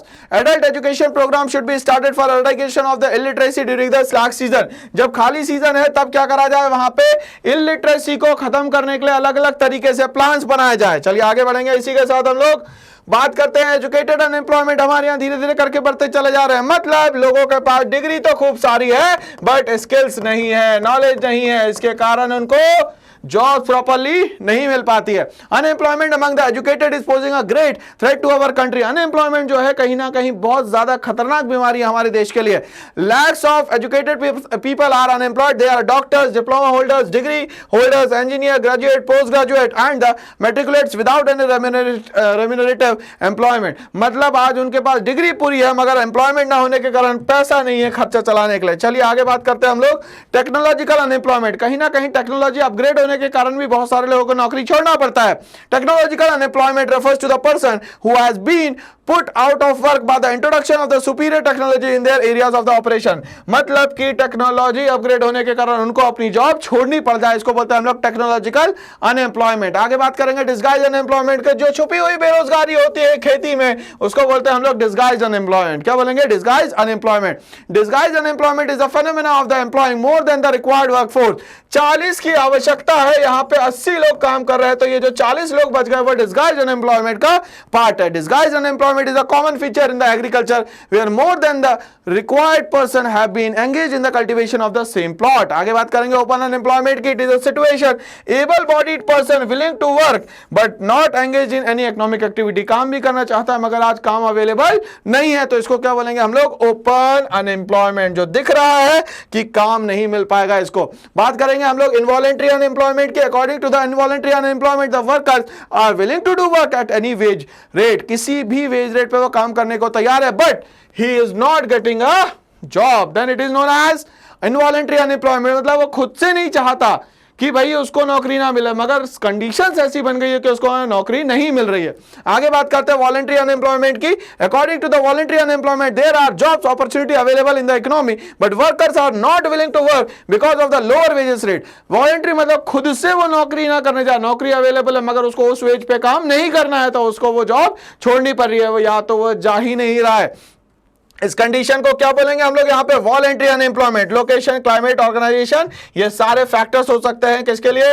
Voluntary unemployment के लिए। चलिए आगे बात करेंगे employment opportunity for the womens के लिए। तो अभी हमारे यहाँ महिलाओं की क्या स्थिति है नौकरियों में, जॉब्स में? तो हमारे यहाँ सिस्टम चालू हुआ है महिला सशक्तिकरण, वुमेन एम्पावरमेंट प्रोग्राम। चलिए स्टार्ट करते हैं हम लोग। The employment opportunity for the women should be increase to improve the employment situation in India. धीरे धीरे करके अब यहाँ पे लोगों को जॉब करनी पड़ रही है। क्यों? क्योंकि सिंगल अर्निंग से घर नहीं चल पा रहा है। ओके, इसीलिए कहीं ना कहीं फीमेल को भी जॉब करनी पड़ रही है। At present their share is only 12%। अगर टोटल इकोनॉमिक कंडीशन की बात करें तो 12% women are continuously working in the sectors, in the different sector. The share of the women in organized sector should be raised because it provides more secured and better paid employment than the unorganized sector. But unorganized sector में उनको पैसा कम मिलता है, organised sector में पैसा ज्यादा मिलता है। दूसरा, उनको सेफ्टी एंड सिक्योरिटी भी प्रोवाइड करते हैं।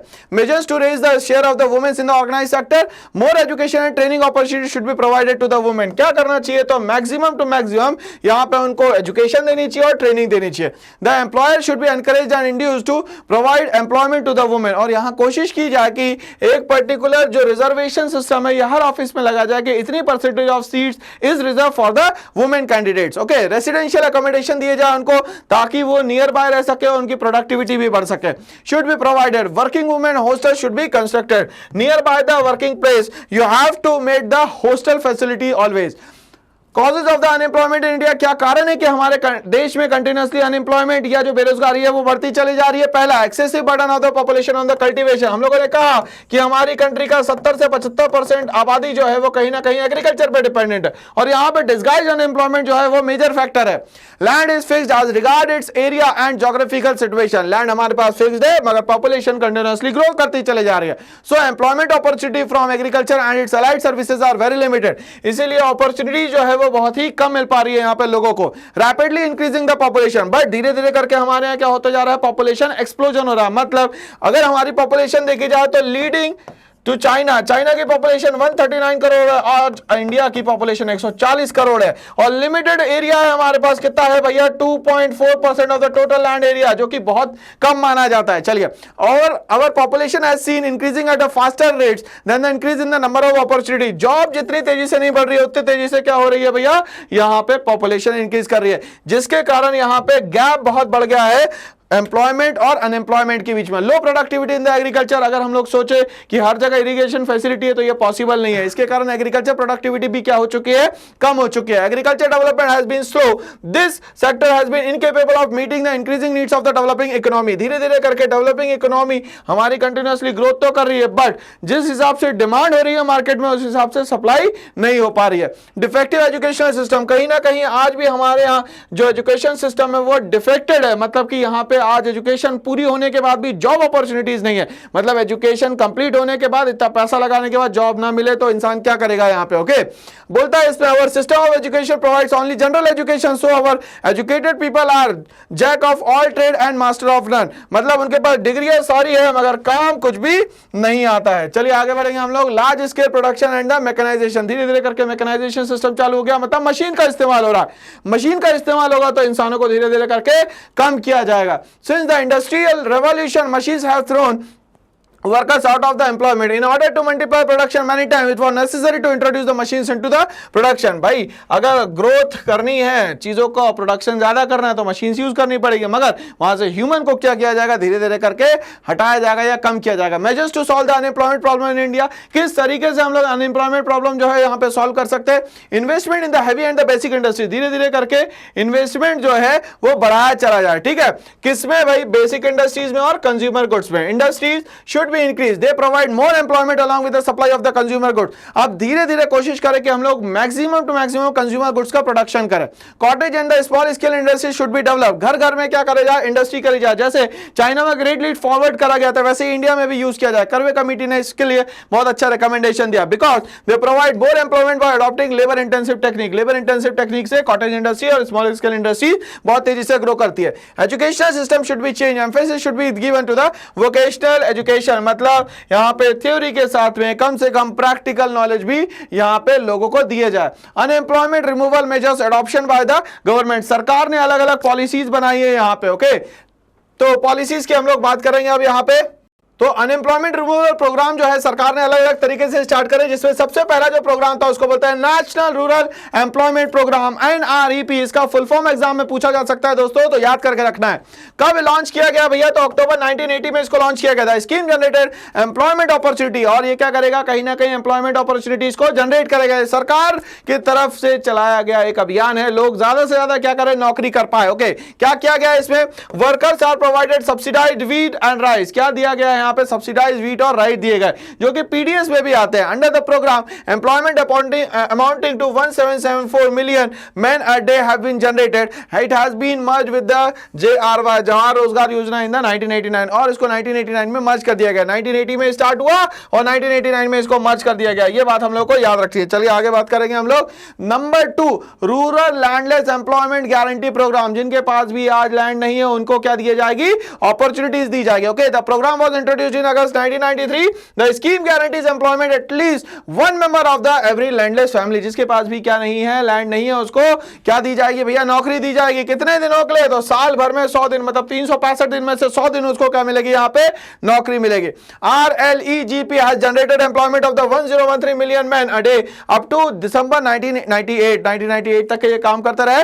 It has been merged with the JRY, Jawahar Rozgar योजना in 1999 and April 1999 JRY was restructured as a Jawahar Gram Samriddhi योजना, और JRY को चेंज करके क्या नाम रख दिया गया भैया, जवाहर ग्राम समृद्धि योजना। ये नाम हमें याद रखना है, एग्जाम में ये एब्रिविएशन पूछा जाएगा। आगे बात करते हैं हम लोग ट्राइसम की, training rural youth for self employment. TRYSEM नाम याद रखिएगा एब्रिविएशन में। The scheme was launched in August 1979। It provided rural youth with technical skills to enable them to take up the self employment, technical education देना ताकि वो खुद के पैरों पे खड़े होकर अपना काम खुद से कर सके। Rural industries, services and the business activities up to December 1988 about 15 million person have been provided training under the scheme, और 15 मिलियन लोगों को 1988 तक के बहुत सारे लोगों को जॉब मिल चुकी है यहाँ पे। चलिए अब हम लोग बात करेंगे सेपअप की। सेपअप का मतलब होता है self employment programme for the urban poor, ठीक है, SEPUP नाम याद रखिएगा। The scheme was introduced in the 1986 with a view to provide self employment, किसके लिए स्टार्ट करा गया, self employment opportunity to the poor people in the urban area. The scheme covers all the cities not the covered by the IRDP, तो IRDP में जो cities cover नहीं हो रही थी वो SEPUP में कवर की गई थी। Up to 1987-88 132 crore loan were sanction under the programme, और 132 करोड़ का लोन जो है वो अलग अलग तरीके से क्या करा गया, लोगों तक के बांटा गया। आगे बात करते हैं हम लोग self employment for educated unemployment youth.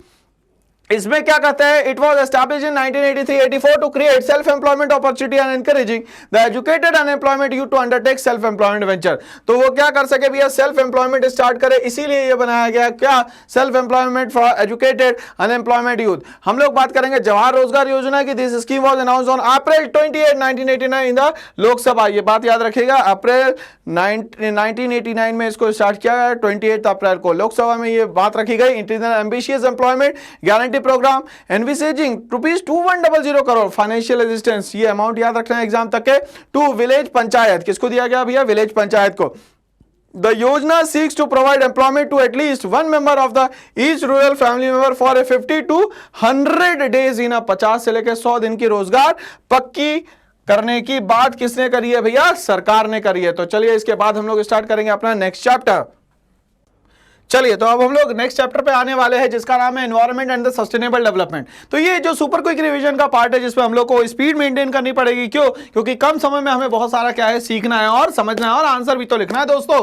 चलिए स्टार्ट करते हैं हम लोग इंट्रोडक्शन के साथ। तो एनवायरनमेंट का मतलब क्या होता है, हम लोग जिस जगह पे रहते हैं उसका 360 डिग्री में कैसा एयर का कंपोजिशन है, लैंड का कंपोजिशन है, वाटर का कंपोजिशन है, और वहां हम लोग सर्वाइव कर सकते हैं कि नहीं कर सकते, इन सबका कंपोजिशन जो है कुल मिला के क्या कहलाता है, यहाँ पे एनवायरनमेंट कहलाता है। चलिए हम लोग समझते हैं, इंट्रोडक्शन से हम लोग स्टार्ट करेंगे।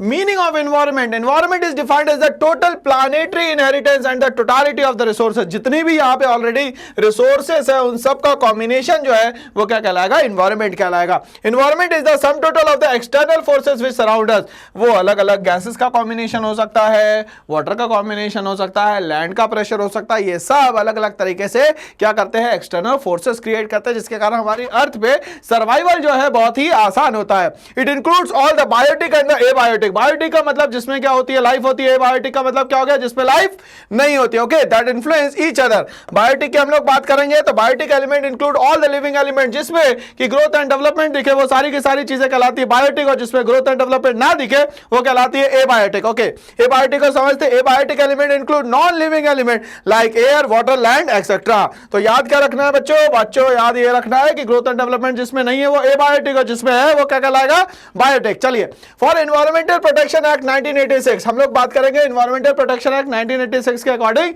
सरकार ने क्या नियम बनाया, functions of the environment. The environment perform 4 vital function. Number 1, provide resources for the production, मतलब दे आर गिविंग और providing the raw material for the manufacturing of the goods and services. Number 2, environment assimilate waste. जितना भी हम लोग environment में waste create करते हैं वो क्या कर लेती है, एब्जॉर्ब कर लेती है, that is known as एसिमुलेट्स।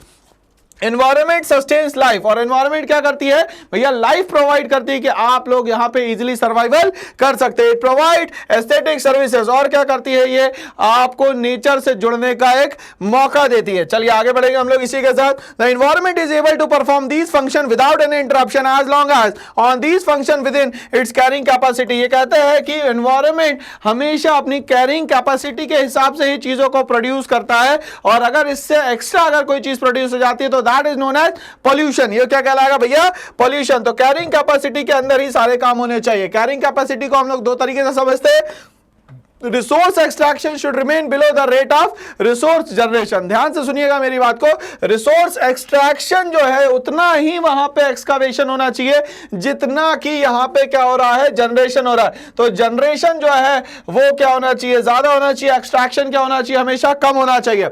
Generation of the waste should remain within the absorption capacity of the environment. और क्या कहते हैं यहां पे कि जनरेशन ऑफ वेस्ट उतना होना चाहिए जितना एनवायरनमेंट क्या कर सके, एब्जॉर्ब कर ले, उसको क्या बोलेंगे, इसका एब्जॉर्प्शन कैपेसिटी। चलिए हम लोग बात करते हैं reason for the environmental crisis. Continuously हमारे एनवायरमेंटल में क्राइसिस आती जा रही है, मतलब चीजों की कमी होती चली जा रही है, ऑक्सीजन का लेवल कम हो रहा है, CO और CO2 का लेवल कंटिन्यूअसली क्या हो रहा है, बढ़ रहा है, जिसको हम लोग बोलेंगे एयर पॉल्यूशन। चलिए, the rising population of the developing countries and the affluent consumption and the production standard has put huge stress on the environment. Continuously population increase होने के कारण पॉल्यूशन ज्यादा बढ़ रहा है और डेवलपिंग कंट्रीज में ये ज्यादा दिख रहा है क्योंकि पॉपुलेशन बहुत ज्यादा है। Many resources have become extinct and the waste generated are beyond the absorptive capacity of the environment. अब क्या हो रहा है, यहां एब्जॉर्प्टिव कैपेसिटी के ऊपर ही चीजों का क्या हो रहा है, प्रोडक्शन हो रहा है। Absorptive capacity means the ability of the environment to absorb degradation. अब ये बोल रहा है एब्जॉर्प्टिव कैपेसिटी होने के कारण क्या हो जाएगा, हमारा जो एनवायरमेंट है कंटिन्यूअसली क्या हो जाएगा, डिग्रेड हो जाएगा। चलिए अब हम लोग बात करेंगे कि डिमांड जो है वो आज ज्यादा है और सप्लाई जो है वो अच्छी चीजों की कम है। In the present period the demand for resources is in far excess of the supply. Demand is beyond the rate of regeneration of the resources with the population explosion and with the advent of the industrial revolution the pressure on the absorptive capacity of the environment has increased tremendously. Continuously absorption capacity जो है वो बढ़ती चली जा रही है। अब क्या करें भैया, एब्जॉर्प्शन कैपेसिटी बढ़ती चली जा रही है, तो अब जब नेचर उसको अवॉइड करना शुरू कर देगा तो it will converted into pollution. Thus, a reversal of the supply-demand relationship is responsible for the degradation of the quality of the environment. अगर absorptive capacity से ऊपर चलोगे तो हमेशा वो क्या कहलाएगा भैया, degradation of the environment कहलाएगा। चलिए आगे बात करेंगे हम लोग ग्लोबल वार्मिंग की। ग्लोबल वार्मिंग क्या होता है तो हमें पता है, general rise in the normal temperature of the earth is known as global warming. ये किसके कारण होता है सर जी, तो ये होता है मेनली ग्रीन हाउस गैसेस के कारण।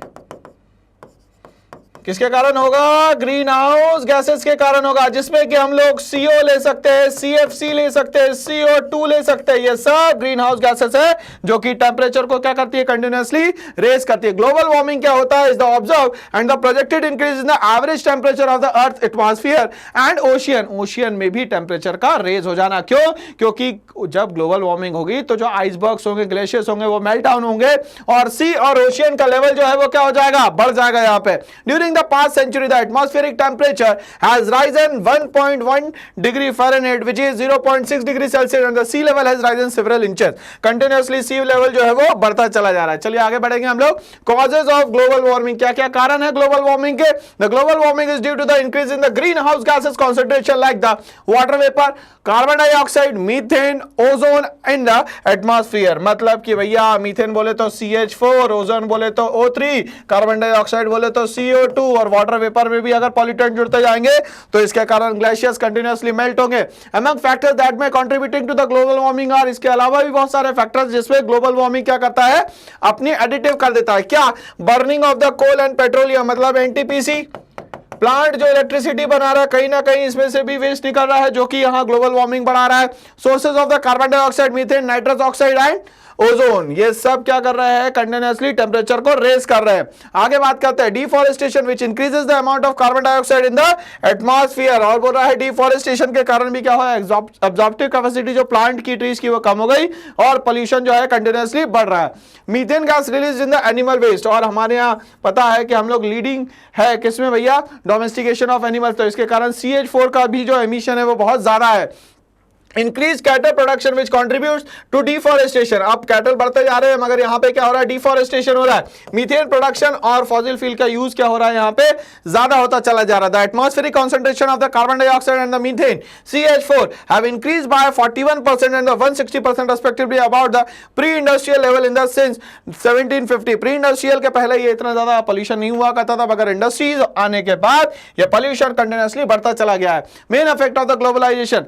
अब main effect of the globalisation मतलब ये समझिए कि हमारे अर्थ में सारी जगह एक जैसी है, इसलिए मैं बोल रहा हूं ग्लोबलाइज्ड। अब ग्लोबलाइज है मगर भाई पोल्यूशन अगर क्रिएट होगा तो वो एक कंट्री को सफर नहीं करवाएगा, ये पूरे वर्ल्ड में जितनी भी कंट्री उनको भी सफर करवाएगा। तो जो इफेक्ट है वो ग्लोबल वार्मिंग का पूरी कंट्रीज में एक जैसा होगा। चलिए समझते हैं।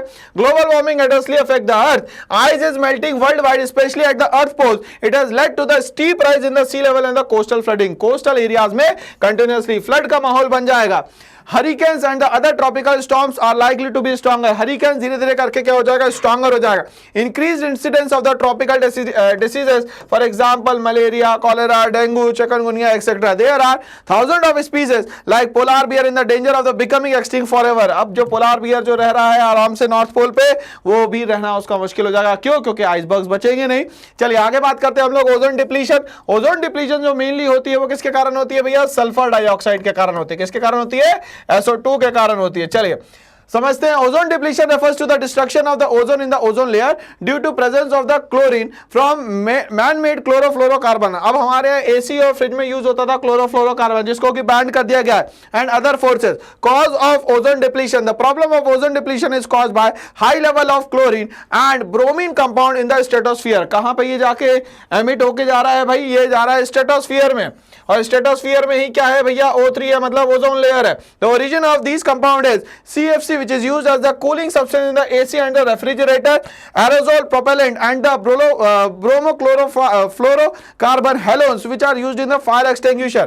अब ये जरूरी भी है, मगर इसके कारण क्या हो जाता है बहुत ज्यादा भाई ऐसी गैसेस निकलती है जो ग्रीन हाउस गैसेस रहती है, और ओजोन को ये कंटिन्यूअसली डिप्लीट कर रही है। Main effect of the ozone depletion क्या क्या है? As a result of the depletion of the ozone layer more ultraviolet rays. Ultraviolet rays ज्यादा आएगी हमारे पास तो हमें क्या हो जाएगा भैया? स्किन कैंसर हो जाएगा। तो बच के रहना हम लोगों को इससे। Radiation comes to the earth and cause damage to the living organism. Ultraviolet radiation seems to be responsible for the skin cancer in the human beings. Ultraviolet radiation lowers the production of the photoplankton। photoplankton का मतलब हो गया जो पानी के अंदर जो अलग अलग टाइप के पेड़ रहते हैं, छोटे छोटे स्पीसीज रहते हैं, उन सब को भी सर्वाइवल करना बड़ा ही मुश्किल हो जाएगा, which affect the other aquatic organism। Ultraviolet radiation can also influence the growth of the terrestrial plant. धीरे धीरे करके टेरेस्ट्रियल प्लांट्स भी जो है वो प्रॉपर्ली सर्वाइव नहीं कर पाएंगे। हम लोग बात करेंगे मॉन्ट्रियल प्रोटोकॉल का एग्जाम पॉइंट ऑफ व्यू से बहुत इंपॉर्टेंट है। As ozone layer prevent most harmful wavelengths of the ultraviolet rays from passing through the earth atmosphere, it depletion has generated worldwide concern. It has led to the adoption of the Montreal Protocol. सभी लोगों के लिए concern था, इसीलिए Montreal protocol क्या करी गई? Arrange करी गई। Montreal protocol is historical treated designed by the members of the United Nations to protect the ozone layer by phasing out the CFC। तो CFC को हटाने का जो एक पूरा प्रोटोकॉल था उसको बोलते हैं Montreal protocol, which is supposed to be main reason for ozone depletion। और कहीं ना कहीं ओजोन डिप्लीशन का मेन रीजन क्या है? CFC, chlorofluorocarbon. Under the Montreal Protocol, all the signing members agreed to freeze the consumption and production of CFC by the year 2013। 2013 के बाद कोई भी इसको यूज नहीं करेगा। India signed the Montreal Protocol along with its London Amendment on 17/9/1992। 1992 में India ने भी साइन कर लिया। The Montreal Protocol has significantly reduced the burden of the CFC in the stratosphere and help in the ozone recovery। मैंने कहा था ना कि पॉल्यूशन भी होगा तो वो ग्लोबलाइज्ड वे में होगा, मतलब पूरी कंट्री एक साथ सफर करेगी। इसीलिए ओजोन की रिकवरी के लिए स्ट्रेटोस्फीयर की जो लेयर है वो बनी रहे, इसके लिए हम लोगों ने CFC को 100% बैन कर दिया। पर्यावरण एक मैगजीन है जिसमें सारे के सारे पर्यावरण मतलब एनवायरनमेंट के बारे में बताया जाता है। means environment and mitra means friend and the time has arrived for us to becoming पर्यावरण मित्र, friend of the environment। और आज अगर फ्रेंड नहीं बनेंगे एनवायरनमेंट का तो वो क्या करेगा? वो पलटवार करेगा, जिसमें हम लोगों को स्किन कैंसर होना, भाई इसके अंदर तो आ जाओगे आप स्किन कैंसर के अंडर में तो अब बचना बड़ा मुश्किल काम हो जाएगा।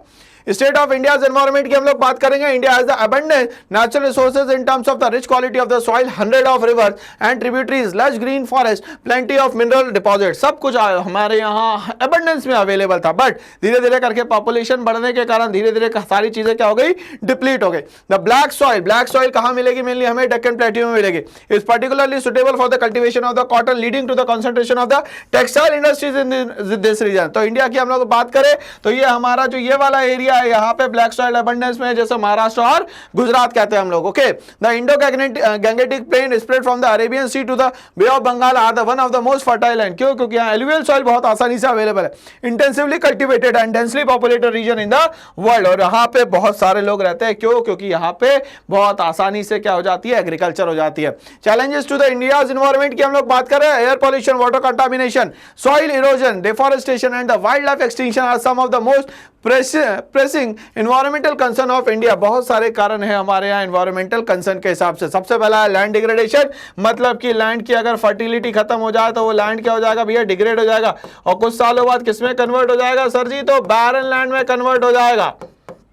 आगे बात करते हैं डिग्रेडेशन ऑफ द फॉरेस्ट और द डिफॉरेस्टेशन, और बोल रहा है कि यहाँ फॉरेस्ट और कंटिन्यूसली डिफॉरेस्टेशन भी हो सकता है। सॉइल इरोजन की हम लोग बात कर रहे हैं, सॉइल क्या हो जाएगी, कंटिन्यूसली इरोड हो जाएगी, मतलब फर्टिलिटी जो है सॉइल की वो खत्म हो जाएगी। बायोडाइवर्सिटी लॉस, मतलब कि एनिमल्स का और ह्यूमन बींग्स का और प्लांट्स का सर्वाइवल डिफिकल्ट हो जाएगा। एयर पोल्यूशन की हम लोग बात करें जिसके कारण एस्थमेटिक अटैक आ जाते हैं लोगों को। लैंड डिग्रेडेशन की हम लोग बात करें, अगर overall quality of the soil अगर डिग्रेड हो जाती है तो उसको बोला जाता है यहाँ पे लैंड डिग्रेडेशन, जिसमें वेजिटेशन कंडीशन ये सब सारी चीजें क्या हो जाएगी, डिग्रेड हो जाएगी। ओके, बट ये सारी चीजें हो किसके कारण रही है, just because of the human activities and the population explosion. Causes of land degradation की हम लोग बात करें, लैंड धीरे धीरे करके क्या हो रही है, डिग्रेड हो रही है, मतलब उसकी फर्टिलिटी कम हो रही है। Some of the factors responsible for the land degradation are, number 1 loss of vegetation due to deforestation, और यहाँ पे वेजिटेशन जो इंटरडिपेंडेबिलिटी थी एनिमल्स और ह्यूमन बींग्स की या एनिमल्स और प्लांट्स की, ये खत्म होते चले जा रही है। ओवरग्रेजिंग हो रहा है, grazing of the natural postures as stocking intensities about the lives carrying capacity, और ये बोल रहा है कि कैरिंग कैपेसिटी से ज्यादा अगर आपने पोल्यूशन क्रिएट करा तो यहां पे नेचर भी क्या करेगा, फिर आप पे पलटवार करेगा। Encroachment into the forest land, population बढ़ने के कारण धीरे धीरे लोग फॉरेस्ट एरिया में जा रहे हैं, तो वो एनिमल्स कहां जाएंगे अगर आप फॉरेस्ट में जाएंगे तो। Non adoption of the educate soil conservation measures, अलग अलग तरीके से हम लोग सॉइल को कंजर्व करना चाहिए, बट वो सारे मेजर्स आज हमारे यहाँ यूज नहीं किए जा रहे हैं। Unsustainable fuel wood and the order extraction, धीरे धीरे करके क्या हो रहा है, फ्यूल वुड के कारण भी ज्यादा से ज्यादा डिफॉरेस्टेशन किए जा रहा है। चिपको मूवमेंट की बात करें तो ये स्टार्ट होता है कहां पे, हिमालयाज रीजन में। अपिको मूवमेंट जो है वो स्टार्ट होता है कर्नाटक में, तो यहाँ पे चिपको मूवमेंट स्टार्ट करने वाले हैं सुंदरलाल बहुगुणा, और यहाँ पे कौन है भैया, पांडुरंगा, ठीक है ना भैया, ये नाम याद रखना है। सॉइल इरोजन की हम लोग बात करें, जब top layer of the soil अगर किसी भी कारण से वॉश आउट हो जाती है, जैसे रेन और फ्लड के कारण हो जाती है, तो उसको कहा जाता है यहाँ पे क्या भैया, सॉइल इरोजन। चलिए आगे बात करते हैं। बायोडाइवर्सिटी लॉस का मतलब क्या होता है, the variability among the living organism from the sources included terrestrial, marine and the other aquatic ecosystem and the ecological complexes of which they are a part, अगर कोई भी एक दूसरे पे डिपेंडेबिलिटी खत्म होती है तो इसको कहा जाता है बायोडाइवर्सिटी लॉस, जिसके कारण जो हमारी इकोसिस्टम है उसमें ना ग्रोथ होगी ना डेवलपमेंट होगी। एयर पोल्यूशन की हम लोग बात करेंगे तो पॉल्यूटेंट्स का ऐड हो जाना एयर में कहलाता है air pollution. Air pollution is the presence of the material in the air in such concentration which are harmful to the man and the environment, किसके लिए, मैंस के लिए भी हार्मफुल है और दूसरा एनवायरमेंट के लिए। इसके लिए हम लोगों ने सीपीसीबी बनाया है, सेंट्रल पोल्यूशन कंट्रोल बोर्ड। इसमें आइडेंटिफाई करी गई है 17 कैटेगरी इंडस्ट्रीज की, जिसमें लार्ज और मीडियम स्केल आती है। ये क्वेश्चन पूछा जाता है कितनी इंडस्ट्री सीपीसीबी में आती है, ये बात हम लोग को याद रखनी है भाई। चलिए आगे बात करेंगे हम लोग, बात करते हैं भैया पोल्यूशन कंट्रोल बोर्ड की। In order to address the water and the air pollution in India, the government set up central pollution control board in 1974। कब एस्टेब्लिश किया गया, 1974 में। This was followed by the states establishing their own state level board to address all the environmental concern. State level पे ये सारे के सारे concern बनाए गए, जो कि एस्टेब्लिश कब हुआ भैया, 1974 में। ये ईयर पूछा जाता है, ये असर्शन और रीजन में भी पूछ सकता है या फिल इन द ब्लैंक्स में भी पूछ सकता है।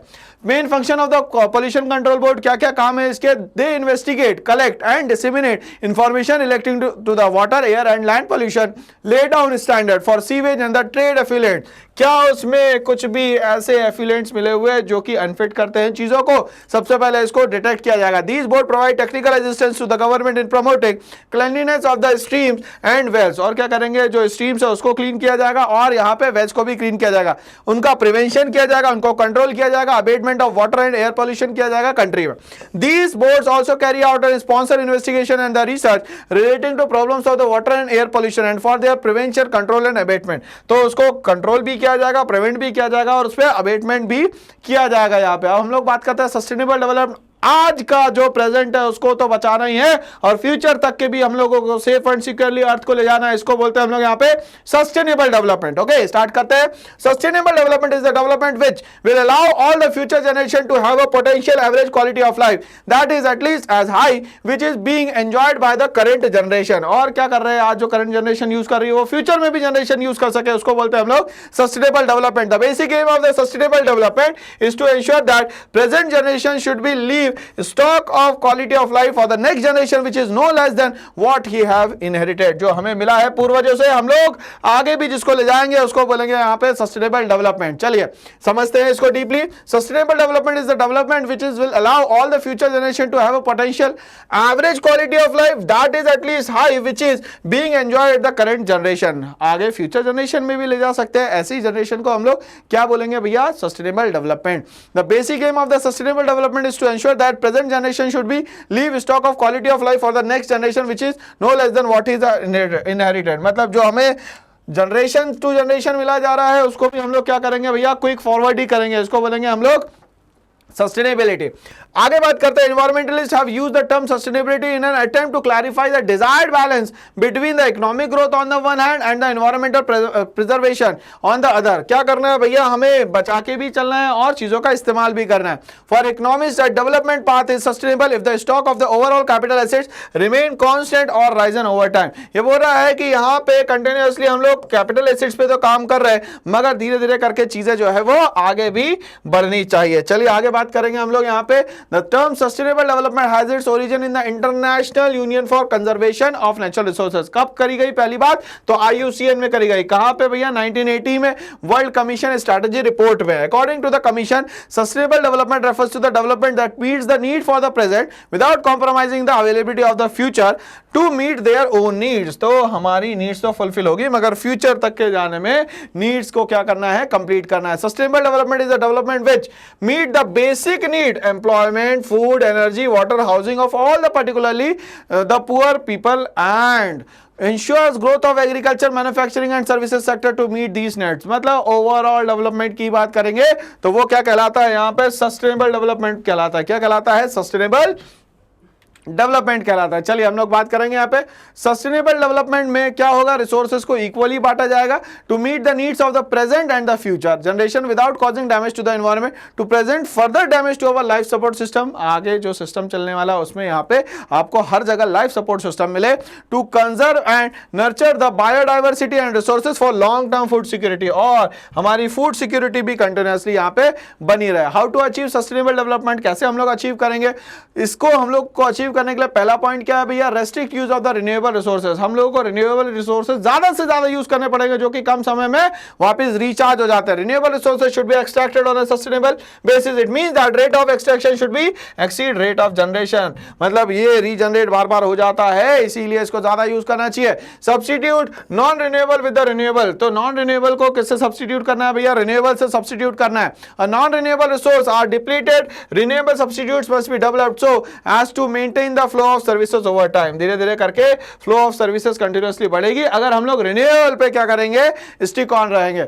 बिकम इनपुट एफिशिएंट, कहीं ना कहीं हम लोगों को इनपुट एफिशिएंट बनना पड़ेगा। कैसे, टेक्नोलॉजी की progress should be made to become input efficient and not input consuming. हमें क्या करना है, इनपुट एफिशिएंट बनना, ना कि हम लोगों को सिर्फ कंजप्शन करना है। It means effort should be made to produce more per unit of input, it will reduce the exploitation of resources.